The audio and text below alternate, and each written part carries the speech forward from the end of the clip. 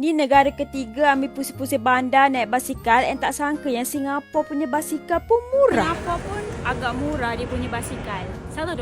Ya, korang tak salah dengar. $1 je untuk 30 minit. Korang just kena ada this apps Hello Ride, and then scan QR dekat basikal tu, and then buat je payment kat dalam apps tu. Senang gila ya. Time ni bayar guna Tashengo, tapi yang terambil yang family bike kenalah $4 30 minit. Tapi rata-rata punya negara kan, macam kat China ke Singapura ke, semua method yang sama je untuk rent basikal diorang. Tapi basikal kat Singapura ni brake dia tak makan sangat, but tayar dia still smooth macam kat China hari tu. Tapi China punya basikal still perfect lah. Disebabkan MRT nak pergi ke Melayu ni jauh sangat, orang naik basikal gigih ya pergi merentasi manusia-manusia yang ramai ni.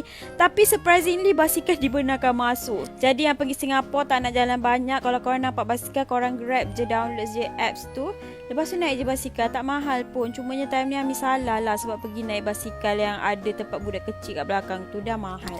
Lepas tu pulang macam biasa kat tempat parking dia. Korang, Ami kena $8. Sebab I ambil yang ada baby ni. Karet betul. Korang hati-hati. Izzat dapat $1.5 je, ambil $8.